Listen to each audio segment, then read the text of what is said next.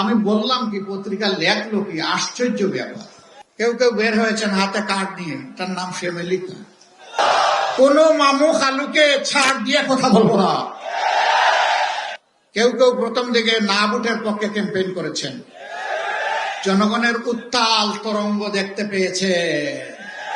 জনগণ পুরানা পচা রাজনীতি আর চায় না। গতকালকে আমি একটা বক্তব্য রেখেছিলাম যে বাংলাদেশে মুক্তিযুদ্ধটা শুরু হয়েছিল কিভাবে, সেনাবাহিনীর দ্বারা। আমি বললাম কি, পত্রিকা লেখলো কি, আশ্চর্য ব্যাপার। তাই আমি বুঝতে পারছি আমাদেরকে নিয়ে তারা খুব মজা পায়। আমি বলি একটা, তারা ইচ্ছা করে লেখে আরেকটা।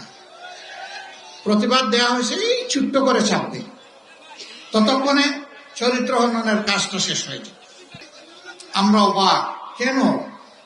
মিডিয়া তো জাতির দর্পণ, তবে এটাও ঠিক সব মিডিয়া এটা করে না। এই দুই একজন সমাজটাকে অস্থির করার জন্য, অশান্তিতে ফেলার জন্য দুই একজনই যথেষ্ট।